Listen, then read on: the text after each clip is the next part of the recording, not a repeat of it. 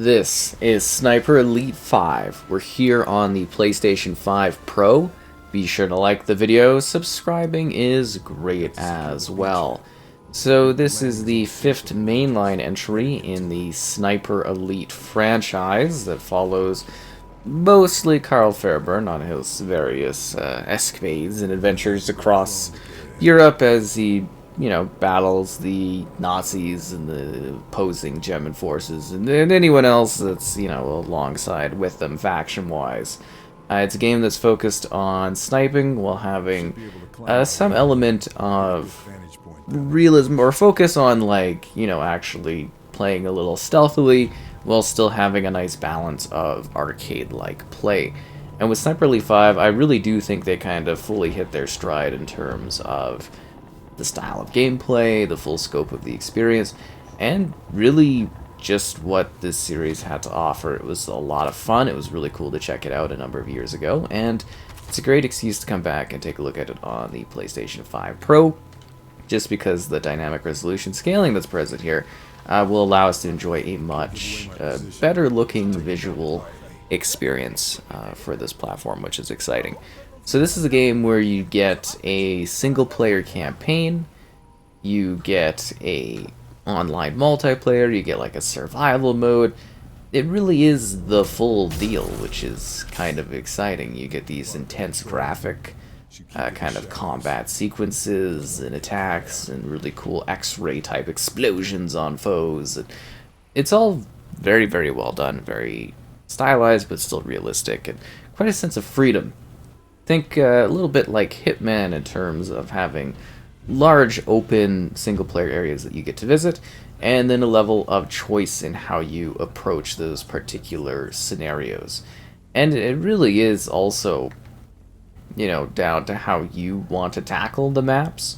This is a area that's a lot more simplistic in comparison to some of the later maps.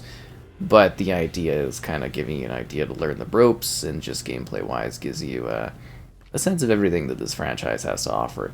And again, Karl Fairburne here, very, very interesting main character. I've got a great interview with the actor behind this character on the channel. If you missed that, he also voiced Tony the Tiger for like 20 years. Not even kidding. It's great. Ugh.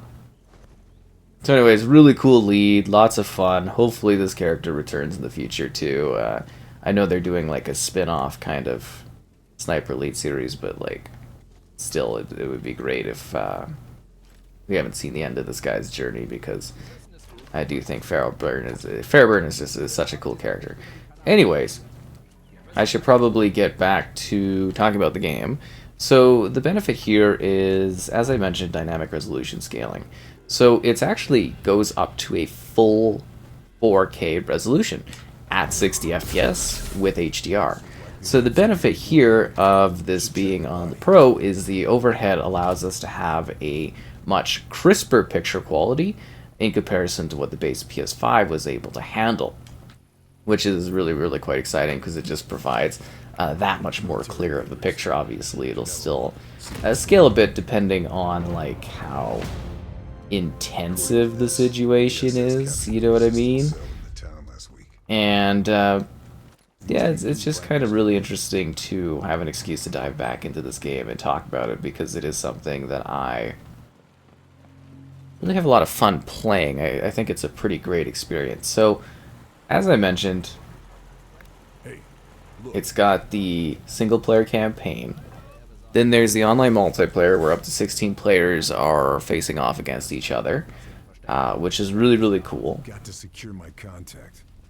Can't just leave them to Whoa. die if they've been captured. Almost got noticed there. And I think that's kind of fun multiplayer. I don't know how many people you'll come across these days in it, but the multiplayer in this franchise is always quite neat and always worth checking out if you can take a look at it and see if it's kind of intriguing for you gameplay wise. But there's also really fun survival where you're kind of facing off against waves of enemies. There's the replayability of redoing the missions in order to get I guess you would say a better score, getting all your objectives done, all your missions. And then, of course, on top of that, there's a neat little angle to it as well, where you can essentially, it's a neat little sort of setup where you can invade another player and kind of act as like some sort of anarchist trying to like take them out. And you can turn that feature on or off, but it's just kind of like a fun sort of extra that's present for this game, and I think some people will find that to be really kind of enticing gameplay wise, to just have something that is you know, a bit of a twist on things. Sabotage. Let's just booby trap this thing. So yeah, you get a little bit of co-op, you get a little bit of competitive multiplayer, you get an immersive area that allows you to enjoy a lot of Nazi killing action. And that's kind of what it's all about. A 4-player like cooperative too, which is really neat. And as I mentioned, just a really compelling kind of package. I did find it a bit odd though that we never ended up getting a zombie army, because like usually, I don't know if you kind of follow which. I think we get to, this is like a setup moment to like stab this guy and bring him down. I don't know if you follow their efforts. Actually quite a big fan of the Rebellion titles. Typically when we get a Sniper Elite game, there's a zombie army game that follows after it, but it does seem like they're working towards doing like, it's like an Atom Fall. And then they've also got like another Sniper Elite series that's like, I don't know if you call it a spin-off, but it's not a numbered one, it's not with Karl. Hopefully our buddy shows up in there. And it's just kind of interesting that they are, you know, doing some different projects. And I guess Zombie Army 4 actually had quite a few updates to it. So it's like, it's not terribly surprising that you know, they're going off and doing something else. And you know, as I said, Zombie Army 4 had so many updates and things to it. Like it makes sense to me that they would these guys are actually causing problems for me, because they're not kind of moving around in a way that helps me out here. So it's not terribly surprising, because Zombie Army 4 was just such a full experience with so much like DLC and content added to it, that they are moving on, as the saying, doing different projects. Still, would have loved to see them do a new Zombie Army. I guess to some degree, you might see it as like, oh, they're like, you would think that they're kind of running out of ideas. I just sort of look at it like they want to try different projects, and to me, I really love their games, and I have so much fun with their stuff. So it's like I'm sitting here being like, oh, when's the next, you know, when's that next Zombie Army coming out? And it's like a little disappointing. This guy's stupid. A little disappointing that that hasn't arrived. I'm sorry, the AI is honestly a lot smarter than this. Usually the AI is a lot smarter than that. I think I just confused them because like I was playing it with such a Charlie? kind of quiet kind of thing. Thanks. I just needed a distraction. Yeah, the weather in Ostend is better this time of year. But France has better food. No, you. You're my contact. You're the desert ghost. I should have known. And there's a lot of like long-term characters in that are part of this franchise. It's really been long going. I've enjoyed many of these throughout the years. Gnarly X-ray kills, gnarly combat. It's just great. Looks fantastic here too. Very, very clean picture. Good smooth frame rate. I think so. I can't be sure. They tried to make us talk, and when we wouldn't, my God, they killed the whole town, everyone. All thanks to a bastard named Moller. Moller. They split us up. Some of my men might still be alive. Somewhere in this place. We have to... I'll find him. You're in no shape to fight. Where can we meet? Alright, you win. The safe house is blown. There's a farmhouse just north of the town. I'll find it. One more thing. One of my men, Marcel, he hid information in a loose panel under his bed. The key for it was sewn into the hem of his trousers. They may not have found him yet. Look for the house with the yellow brickwork. Ugliest thing in the village. You can't miss it. Got it. It is good to see you again. You too, old friend. He's got such a ruffled kind of voice going on too. I love it. I think that was actually something that was interesting too. Was the again the voice actor was kind of mentioning too that he's, you know, voice acting you can do for a long time because, you know, your voice doesn't usually change too much. But he's like, when you get to a certain age, there's a bit of an extra grizzle to it that some might notice too. I don't know, I kind of really like this character. It'll be weird to play Sniper Elite without him. It'd also be cool if they did kind of like a send-off Sniper Elite, if they are eventually planning on not continuing his story stuff. But I don't know where else you send him in World War II. He's kind of done everything. Actually kind of surprised they didn't take him to like a different war later on, but I also like... I guess to a certain degree, you know, it's like the character can only be so old too, right?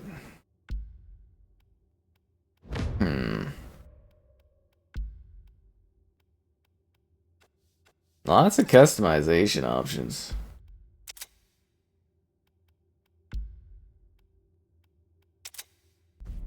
Can retool my gear at any other workbenches I find. Should keep an eye out. Keep my loadout on point for the job.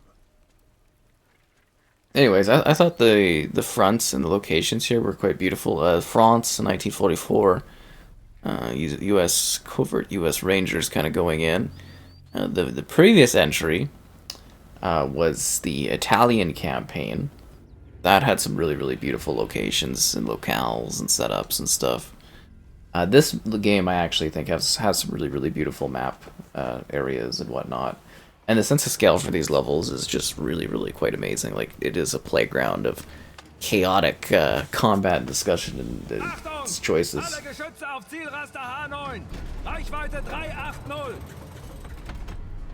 Uh-oh. We shoot it out of the air.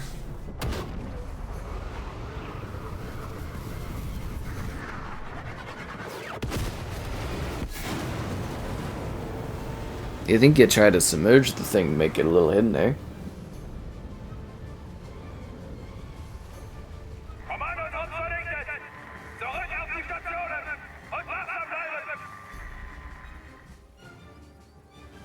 Nazi bastards.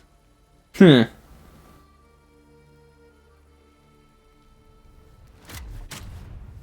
radar tower is still operational.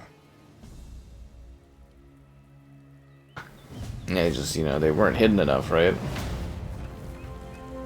But this is when it becomes, like, a lot more open, and you just get, like, this big map. It's just like it's a huge, fun playground to visit and explore. Didn't take it out. I'll have to do this the old-fashioned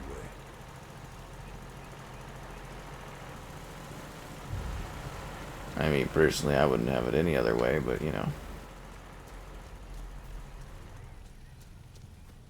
Yeah, I love the sense of freedom within this entry in the series. The scope of it just so greatly expanded upon previous entries. I saw that too with Sniper Elite 4 there. Uh-oh. Uh-oh. Can't stay here. They'll find me. That's not good. Sniper Elite 4, yeah, they definitely started to go with a larger direction, and this one they just, like, really built it out. And there are lots of different difficulty options depending on how much of a challenge you want, as to say.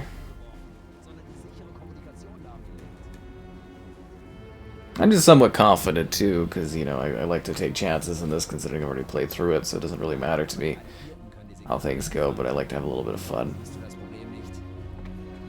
Not doing terribly a lot of sniping though in a Sniper Elite game because I'm mostly just like stabbing people, but again, having a little bit of fun mixing things up. I feel like that guy over there is gonna like notice the fact that I just stabbed his buddy. Oh, they'll hunt me all right. Explosives on the radar's pillars. I should be able to bring it down. Maybe I can find some in the Germans' ammo crates.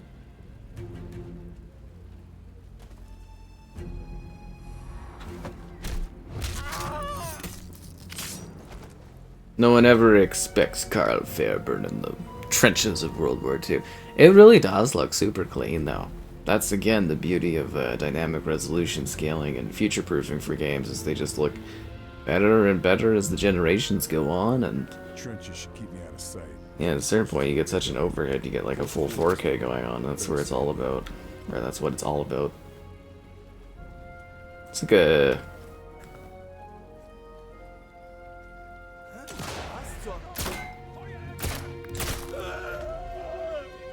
Kind of a little disappointed that that guy kind of noticed me there.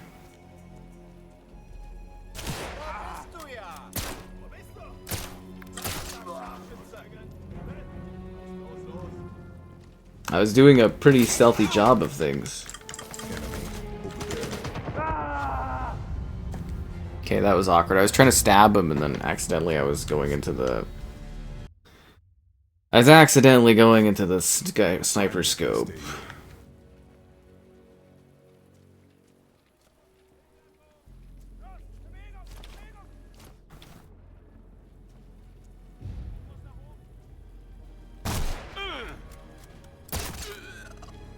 Ah, that is incredible.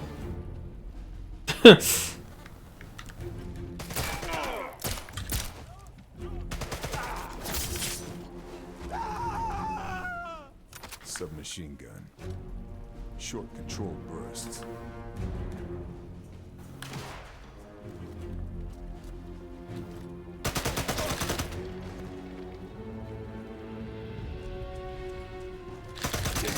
That's the alarm. Yep, they know something is up. Oh, and there's usually like hidden collectibles to find, other little secrets and stuff. And there really is like a lot of like complexity in front of this. Hey, night vision STG-44 going on here. I'm actually surprised they haven't tried to do some different eras with this thing, eh?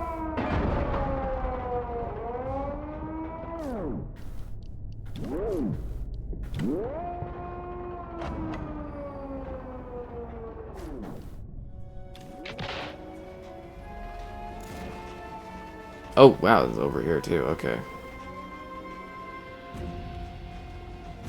Yeah, I would have liked to have a stealthier approach getting in here, but, you know. That's how the cookie crumbles sometimes. Just what I need for sabotaging Nazi installations. Yeah, secondary objective things as well. Usually you can go to, Look, over there. a little bit like third person kind of going on, but...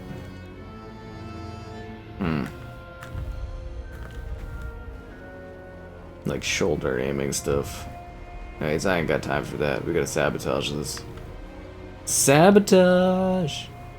I just can't stand it. Generators I know you planned it. Gotta find a breaker switch so I can fry those. Okay, well that was not the silence. Actually, I don't think any of these guns are silenced. Maybe if I can find the generators, I can disable the radar. Yeah, we're working on it. Trench networks connected to the radar control bunker. That's one way in. That's the wrong way. So we got that, Jenny. Kill these guys, we're good. Oh yeah, that's for invasion mode. I don't know. I find this franchise to be really neat. I think this game's a lot of fun, and hopefully this kind of showcase it off to you and maybe entice you to play it if you haven't played it and get into their other games, which are similar, but always something a little different, always something a little unique, and always a lot of fun to play.